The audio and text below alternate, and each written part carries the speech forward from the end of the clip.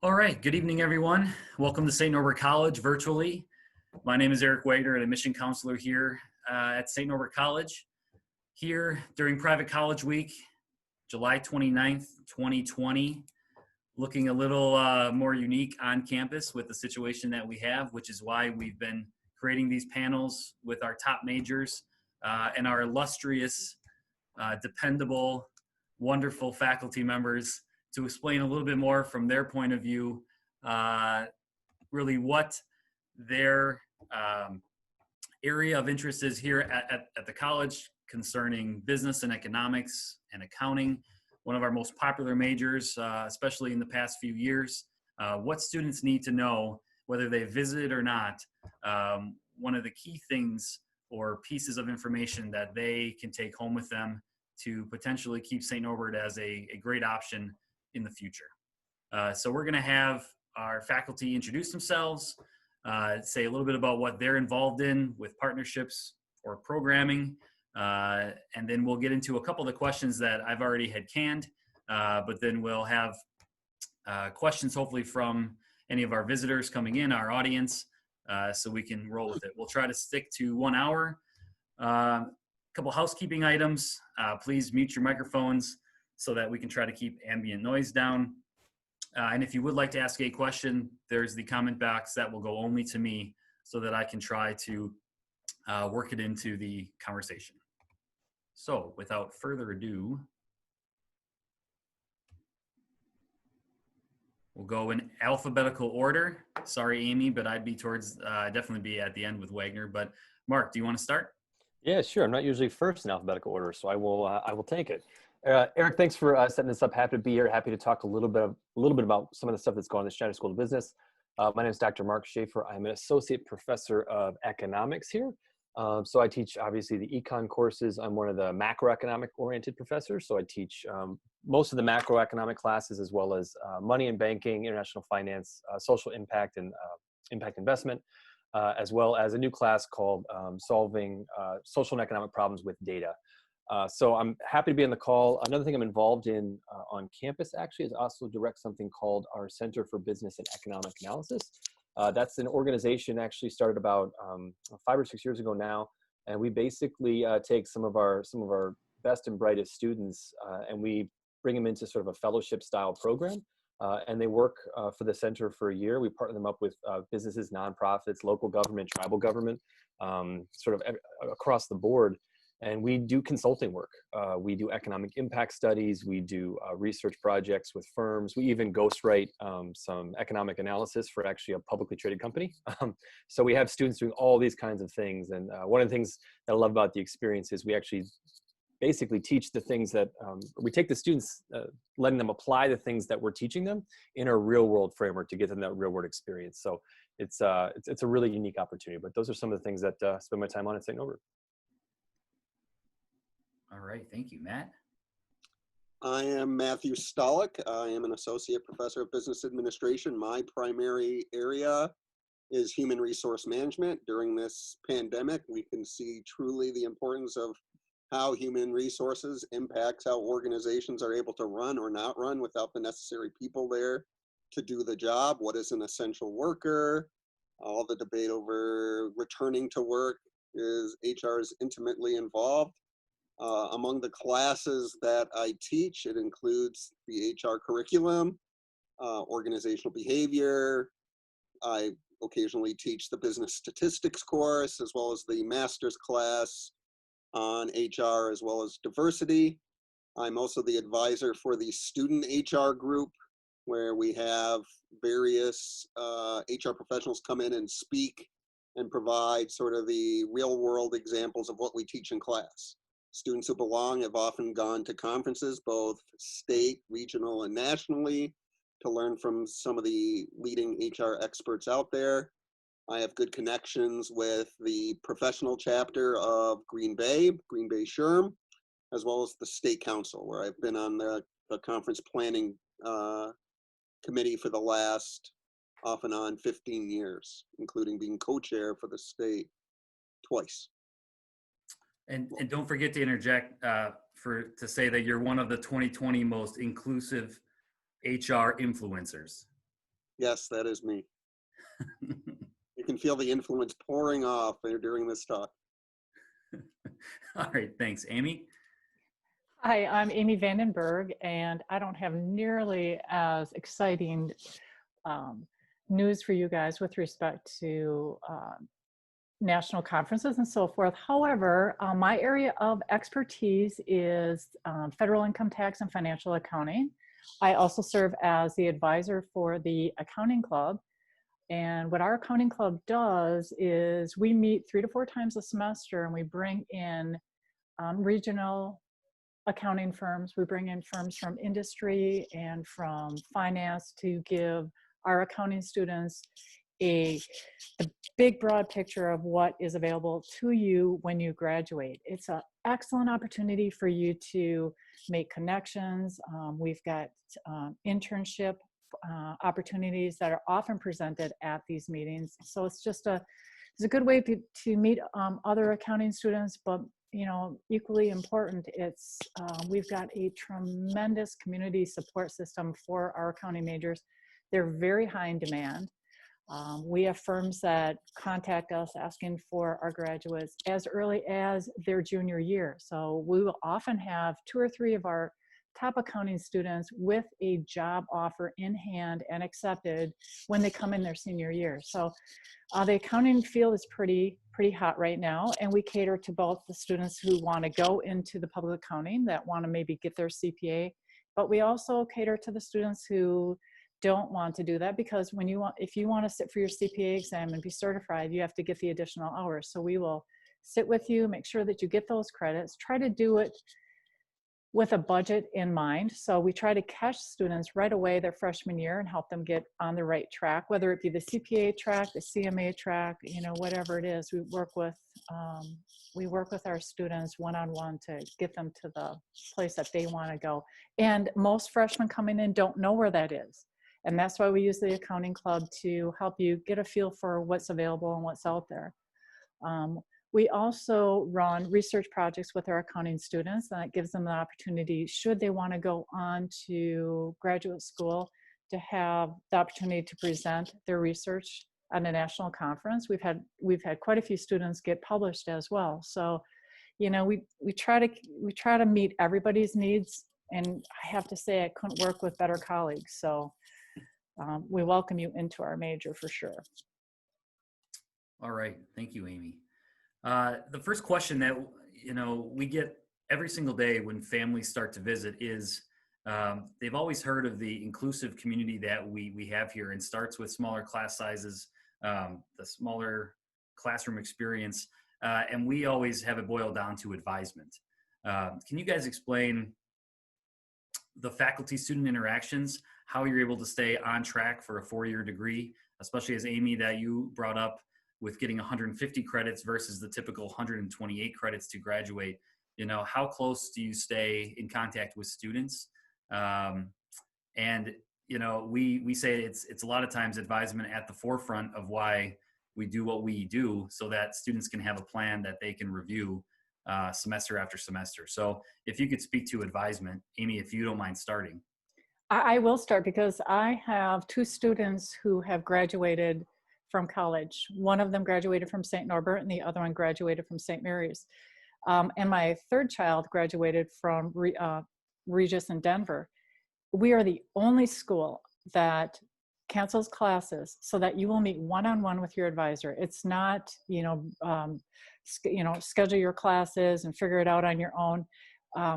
One-on-one, you'll have 30 to 45 minutes with your advisor, and your interaction with your advisor is not limited to that 1 day a semester. I think that everybody's got that open door policy, because I think, well, as a parent, we're all very much aware of what it costs to go to school. And, St. Norbert has a commitment that you're going to graduate in 4 years. I mean, there's a responsibility on the student end to make sure that they don't drop a class or flunk a class. But our commitment is to get you into the major that best fits your personality, what best fits your need, and get you through in 4 years. And all of us try to get you into internships, and, not just, okay, you need to take a math and a religion or whatever. I think that all of us are very, very careful to listen to what your needs are and to make sure that they're met. And I always tell students, for what you're paying for tuition, it should be a service. And you know, we're all passionate about it. At least we are in Coffin, right, folks? Yeah, I can jump in and follow up a little bit off of that, Amy. You know, one thing I would say, I'd echo everything that Amy just said. I think the other thing I'd add on top of that is Amy alluded to us being available, not just for, oh, here's the one advisement day. You know, I constantly throughout every semester, I'm talking with students, even if it's just after class, where they're like, hey, I'm thinking about maybe doing this or switching this major, or hey, I have an opportunity with this internship. What do you know about them? Do you have any contacts there? It's an ongoing process for sure. And I don't know how many times it's been it's very much a collective effort too, where I have a student come in, ask me a question. Let's say it's about accounting or something. I'm like, hey, hang on a second. Hey, Amy, can you come here for a second? Or, you know, call a colleague in, and there's 2 or 3 of us sitting here talking with a student about something they're interested in or something they're thinking about in terms of whether it's what class to take, or whether it's a job thing, or whether it's, do I go and study abroad? Do I not go and study abroad because I have a sport, or whatever the thing is they're trying to navigate. You know, I think a lot of the faculty at St. Norbert, in our area in particular, you know, a lot of us have places where we could also be teaching that aren't here. And we want to be at a place that has that small private liberal arts experience, because we like working with students. We want to help you. We want to help you guys achieve your goals and succeed. And that's something I think a lot of us prioritize as part of what we do here at St. Norbert, in terms of formal advising as well as informal advising as well. I'll put a spin on it. One of the podcasts that I've been listening to this quarantine time is Against the Rules by Michael Lewis, who wrote Moneyball, among others. His theme for this season is coaching. And we're starting to see it's not just for athletes, that there are coaches for dating and tennis and whatever it may be, that it doesn't have to be athletics. And so part of the advisement process is you're going to have a wide variety of coaches and resources available to you for not only advising, but a writing center, a TAs for accounting that you can come see. The goal is for you to succeed. We're not possessive when it comes necessarily to our advisees. No one's going to be offended if you suddenly say there's not a good match. I might switch my major. Our curriculum provides enough flexibility that if you decide you come in and thinking I'm going to go into biology, and you take your first science course and suddenly say, hey, maybe it's not the right thing for me, it does provide that opportunity to move around along with your advisors. It doesn't mean that that biology advisor couldn't advise you well for business, but if someone decides, all right, I'm going to go into accounting, will Amy be my accounting advisor? Usually most of us will take you on if you're in our area of specialty. So it provides you the opportunity. As Amy suggested and Mark echoed, it's an open door policy. I get emails during the summer. I've gotten texts at 10 o'clock at night that I will answer to some of my advisees, that we're here for you to go ahead and make sure that you're getting the advice necessary to be successful during your time here. Wonderful. And I think Amy said it perfectly too, that it is really what sets us apart from a lot of other liberal arts colleges, even of our size. Not to mention, you know, the larger college that you go, a lot of times it's really tough to even have a professor your first 1 or 2 years in class, much less have a conversation with them about what your future and path might be. One other thing that I think sets us apart too is also the community and the area of Wisconsin that we're in. Being right outside of Green Bay, it's what I always tell a lot of students. It's so easy to find not only internships, but shadow opportunities, or just to work with a professional to figure out what it is that they really want to do. You know, parents are extremely worried about not only if their kids are going to get a job after, but is their major applicable. Business is quite broad. It looks like it leads towards something that the student will be successful in, but what exactly do they want to do? Broad is tough to really give a scope onto what they want to do. So can you speak a little to how soon they talk about internships? Is it something that professors start with right away? Is it more career and professional development office, or is it kind of one and the same? I would say it's a combination of all of that. It's a part of it is simply the initiative of the student. I had a student email me today who's a freshman who had an internship this summer and wanted to get credit for it. It's simply making them aware of the opportunities.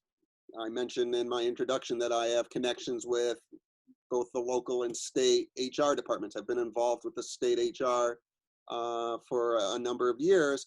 They literally, for example, email me directly, internships are available, and won't go to the Office of Professional Development. I still send them to the Career and Professional Development Office to get that, to make sure we have a broad enough space. But they know that I have the connection on campus to say, all right, here are your HR students. Who do you think would be a good opportunity or a good person to fill this particular opportunity?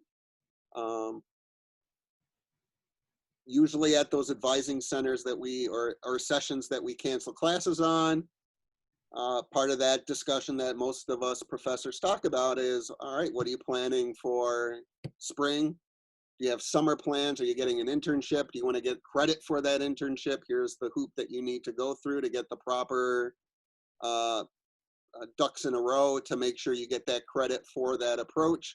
We have a very detailed internship process so that we want to make sure that if you're going and getting internship credit, it's not simply you answering phones or doing filing, for 8 hours a day, that this is something applicable to your field, that you can take this experience, get your foot in the door and open doors down the road. One thing I would piggyback on what Matt said is, emphasize the community aspect of Green Bay and how the connections that, whether it's staff members at St. Norbert or faculty members at St. Norbert, the connections we have help pave the way where we send a good student to a company to do something and they go, oh, okay, St. Norbert has some really high quality students. Let's keep in touch. And I'll basically reach out to you directly every time I have a posting. I think in addition to that also is sort of the St. Norbert alumni network. I've actually had many opportunities where I've had former students send me, I actually got an email the other day from a former student in Chicago. He's like, hey, we're looking for an investment analyst trainee at their firm in Chicago. Do you have anybody that you would recommend? And former students sending you who are now in the field, like, hey, we know you're getting some really good students at St. Norbert. We'd love to sort of work with them. A quick story that I can add to this, I mentioned I helped direct a research center. We did a project with a local company. I did the project with a sophomore student. And it was it was probably a graduate level research project. It was what we ended up doing by the time it was done, after all the things the firm wanted. But we actually taught this student in advanced coding, computer language R, that the company actually uses. That's what they use for their day-to-day data analytics work. And actually immediately after that project was over in the spring, they asked, hey, do you want an internship? It's yours if you want it. And I've already talked to one of the hiring managers who actually is an alum of St. Norbert. And here he alluded to me that if this student wants next year when he graduates, he's going to have a position open for him if he chooses to do it. And that was something where we actually had this student and we had a whole pipeline from an S&C alum all the way down, and we trained the student up with some of the specific skills. And it just worked out perfectly, I think, for everyone involved. The firm benefited, the student benefited. So that community aspect of the connections of being a mid-sized city with a large NFL sports team. There's a lot of interesting, unique opportunities here that aren't in other places. And that small community has a really strong network that I think we're able to leverage as faculty, staff, and students, of course, to help create those opportunities. And I just want to add one thing, because Matt and Mark, I'm not sure how it is in your areas, but in accounting, our internships are paid. The low end would be $15 an hour, and we see the high end at about $25 an hour. So not only are you getting just a fantastic experience, being able to see if this is your cup of tea or not, but it's a nice way to make some money too while you're in school. It is definitely a question that comes up where the student, of course, will immediately think an internship should be paid. If I can get an internship sophomore year, I hope it's going to be paid. So we try to set them up to understand that you kind of have to get your feet wet a little bit to understand what the business is looking for you to achieve in this position that probably may be temporary, but hopefully will have a future to it, but also to understand that you need some longevity and it may eventually be paid the following year or senior year. What do you think the dynamic is of paid and unpaid internships in your area, Matt and Mark? I would say from at least, anecdotally from the past couple of years, I think some of the larger employers that we tend to send students to with a regular frequency, I actually can't think of one large employee in our backyard that we send regularly that is actually an unpaid internship. A majority of the ones that I see students getting or we connect with, a majority of them up here are paid. Again, that's not every firm or anything like that, but definitely the larger firms, that seems to be more of the norm now. Again, not everywhere, as Amy alluded to in accounting, it's pretty much kind of a norm now. If you want to get these students in the door, you got to pay them. But definitely the larger firms, I think it's becoming more of a trend to be more paid. Matt, if you want to piggyback a little bit. Again, this is a common debate among the HR professionals since they're doing the hiring. Should it be paid or unpaid? Do we have the ability to pay as a firm is often the primary consideration. We certainly could appreciate the work, and I echo your thought that this could lead to something down the road. So don't necessarily, as a student, turn down an internship simply because it's unpaid. And particularly during these times when unemployment is high, you want to get the experience that you have. So I always hope that companies are doing the right thing and paying for that time that you are giving. Not every company can necessarily afford it, but the hope is you can get paid and get the experience, as Amy suggested. We've got a question from the audience, which I think we've sort of answered already, but it is a question we get often from families visiting. Every liberal arts colleges and large university has some sort of a business administration degree, if not business, for sure economics typically. What sets our business degree apart from other schools of our size? I know we talked about advising, we talked about the environment of Northeast Wisconsin, but is there anything else to add really that would set us apart? You want to go, Mark, or do you want me to go? Oh, you're gonna have me carry the weight on this one. You start and I'll follow up. So obviously one is the class size. Certainly the small student to faculty ratio. Most of our classes are no more than 25 to 30 students. I went to Michigan State for my undergrad, and my intro to psychology was in the MSU auditorium with 1,000 students. I took a film class with 520 students taught by the writer of Top Gun. For our business, it's going to be smaller. We have a very supportive, collegial environment. Everyone's dedicated to your success as a student once you get in there. We want you to succeed. We have enough diversity in terms of offerings that it can often outpace those of other liberal arts colleges and larger institutions, given the breadth of knowledge that is available with our faculty. We're continually trying to innovate in terms of what we're providing in the classroom. I often have, for example, in my HR classes, I bring in the leading experts and influencers and thought leaders in HR to do virtual hangouts to talk about what's going on in the real world versus just the theory that another college may be talking about when it comes to human resources. Mark? Yeah, I think I would add on to that from the econ perspective. One of the trends that we're seeing, and Matt alluded to sort of new opportunities and being innovative, one of the trends we're seeing is a movement towards more and more data and working with data and getting your hands dirty with data and learning how to best analyze it. To that end, econ definitely has taken a move to try and make this as numbers focused as we can, like getting comfortable analyzing data, using it to answer questions. I mean, every firm now has the ability to collect more and more and more data. And the question is whether or not they know what to do with that data. So one thing we've been emphasizing a lot in our econ program is different statistical modeling, econometrics, tools, whether they're computer packages or software or whatever, coding, to best equip our students to do that. That sort of has led to, actually, and I'm sure this isn't some of the new material, we're actually launching out of the business school a data analytics major, which is sort of a new thing, partnering with our colleagues in math and computer science, because we're realizing this is a trend that is just becoming more and more common and more important thing that firms need. So part of what I'm trying to say is, yes, we're being innovative. We're going to focus on working with data in the econ side in particular. But I think all of that wraps up a little bit into something Matt said, which is really the focus on real world stuff. I can talk about macroeconomic theory and I can build models all day long and tell students about them. But if we don't know how to use those or apply them to what's happening, we're missing an opportunity. And a good example is I had principles of macroeconomics, intermediate macroeconomics courses this past spring and a money and banking course this past spring when the pandemic, COVID-19, when that situation happened, which led to, lockdowns and all kinds of questions about what's going to happen in the economy. And that sort of gave me an opportunity to say, you know what, here's some of the theory stuff we got to cover, but let's tone that down a lot.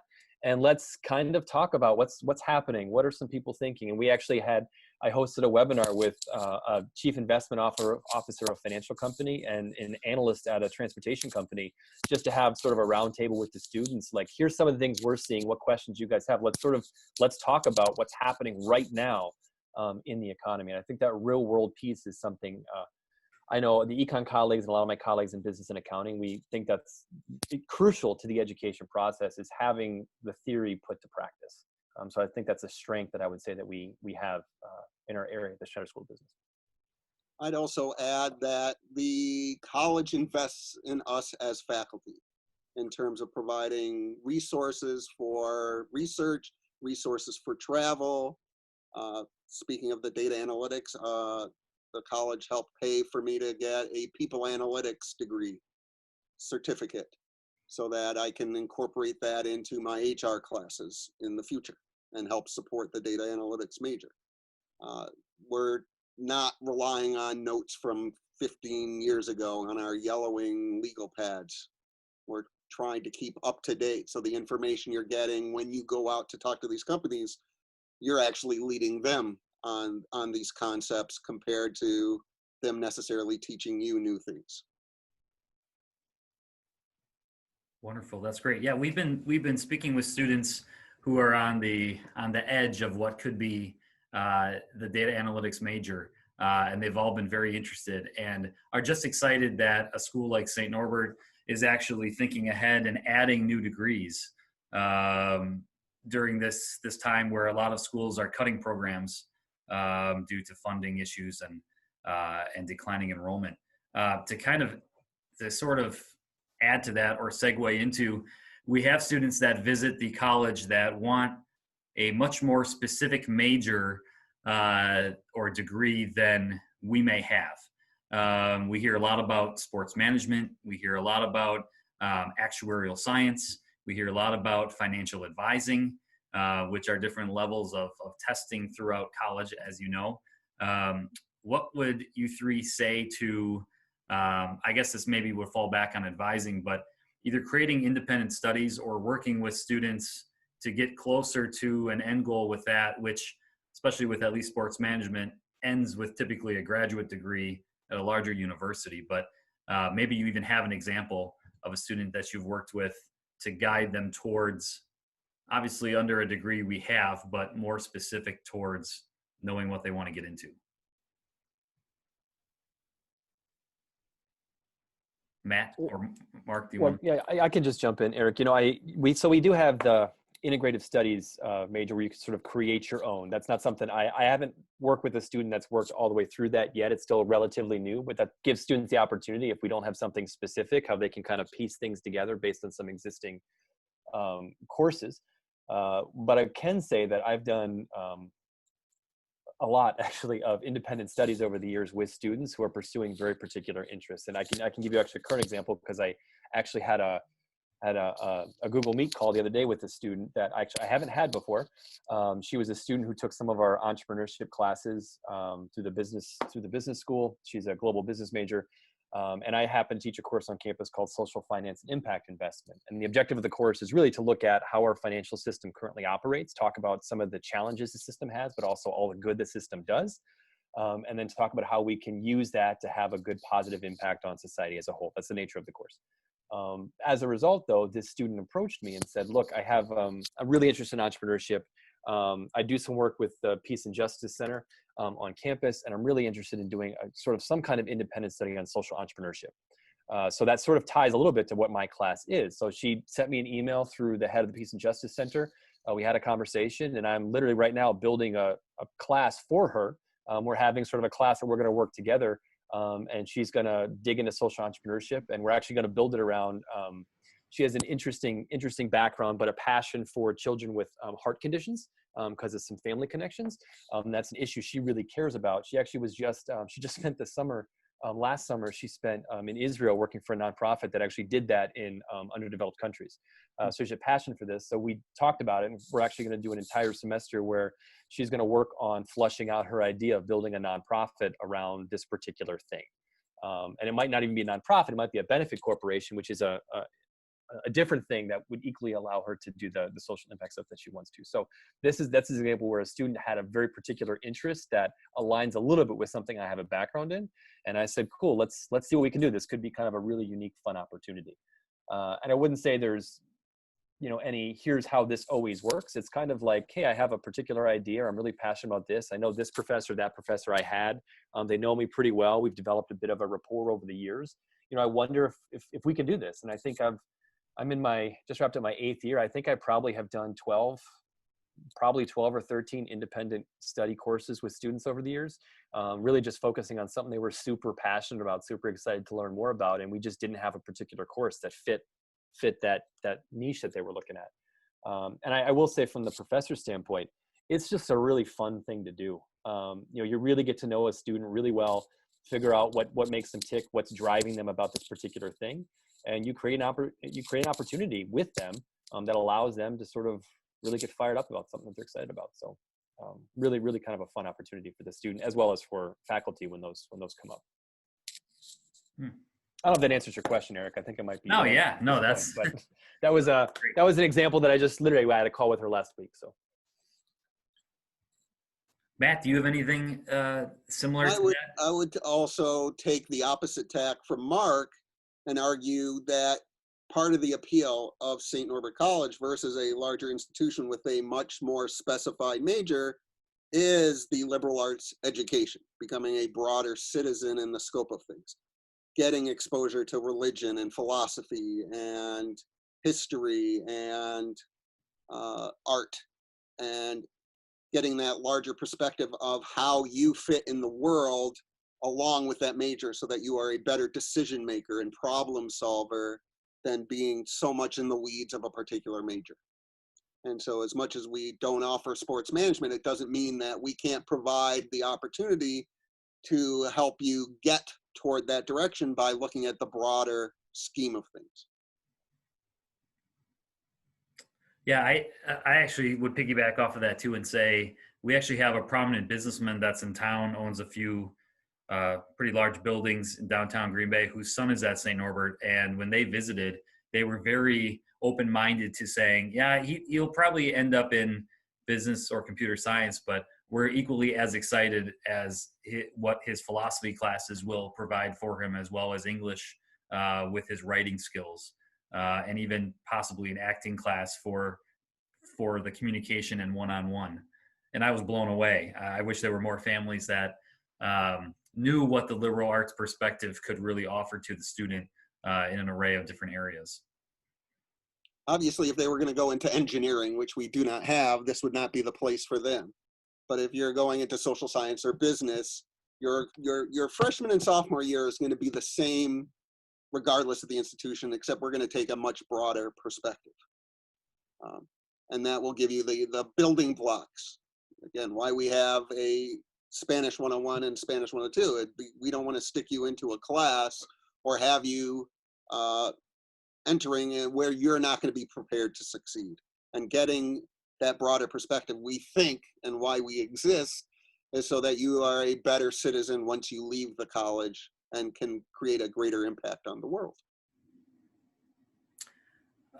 We do get questions at times about research opportunities. Everyone immediately thinks from the science area in the laboratories where there can be research. But what are some business and even, especially from accounting too, Amy, where there would be some one-on-one research opportunities, I'm thinking mostly Mark too with the Center for Business and Economic Analysis. But what are some things that we've worked on with students really to get on a resume, potentially even published and gone to a conference in the past?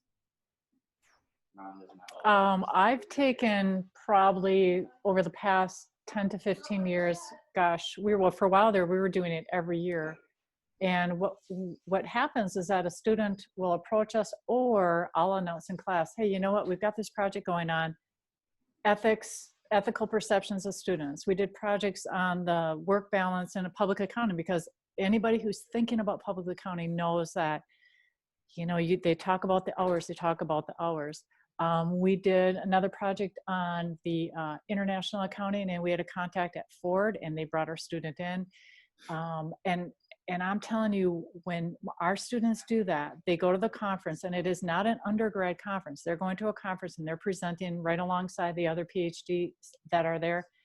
And when they go into an interview after that, that is the one thing that whoever's doing the interview wants to talk to our student about, because it showed communication skills. You were able to write and present not to your peers, but presenting to, a different level. And when we can do that, I mean, with COVID last year, we had another project where the students were going to actually present in Hawaii, and that got shut down. But, like Matt said, our school supports faculty-student collaborations, helping the students get the travel funds and so forth. And it is, that alongside an internship is like a golden key to getting a job offer. I'll add a couple of things. So one, I think there's also, it's worth mentioning, we have a lot of formal systems in place for undergraduate research. We have the Center for Undergraduate Research, and they have basically a research forum every spring where any student that does any research projects has an outlet where they can present. And it's a big sort of celebration of all the work that's been done. They're evaluated, they're judged, and there's like a winner or winners in different categories. They bring in local businesses, nonprofits, those folks to come in and be a part of it. It's really kind of a neat opportunity. As part of that, or tangential to that, we also have the SURF program, which is the Summer Undergraduate Research Fellowship program that they've been running, where students come on campus and they basically spend like an 8-week block where they live on campus in the dorms, and they basically work on a very intensive research project over the summer. So that's a program, I think it's 2 years old. I think it got put on pause this year because the COVID stuff, obviously, but that's a program that's been growing, and it's a really neat program and opportunity for students as well as faculty to partner up with students on those opportunities. But in addition to that, there's, as Amy alluded to, there's a ton of opportunities for individual faculty members to work with students. Being someone that's in economics, economics is a discipline that's known for research. That's a lot of what we do. We have our sort of one of our flagship courses is econometrics, which is basically like ramped up applied statistics, but you're using it to answer actual problems. And the students do a full-on research project, and they're high-quality research projects. We actually, as part of accreditation, we actually have a handful of those papers evaluated by other academics outside of St. Norbert to give a testament to the quality of the research. But I mean, just speaking for myself, I kind of, if I have students that are super excited about graduate school, for one, I'm always like, we should probably try and find some time to do a paper together so you can get that experience to make sure that this is something you really like doing before you commit to graduate school, because that's a lot of what you do in econ. I can tell you just in the past year or year and a half, I think I did a project with a student where we were looking at the impact of the passing of the Tax Cuts and Jobs Act on stock market volatility. And the timing for certain companies that basically were poised to get larger tax advantages because of the passing of that, and basically looking at the differential impact of their performance as a result. I had another student who just was really, really into Twitter. So we actually did some research, and we figured out how to code in and pull tweets directly, and then use text sentiment analysis to analyze the tweets. So specifically, she pulled a whole bunch of data on hashtag Brexit. This was in March when the Brexit thing was coming to its first initial loop. And we were looking at what was the impact of the stock market over in the UK as a result of that behavior, of what people were talking about positively or negatively towards Brexit. I'm working with a student right now who's looking at the impact of politicians joining Twitter as part of their campaign, and what it can do for their fundraising dollars. So we're kind of putzing around with some data right now to see if we can get a paper together on that. And all of those pretty much were kind of student driven. They had an idea, I'm interested in this, or I want to do this. And I'm like, cool, well, let's flesh this out and see what we can make happen.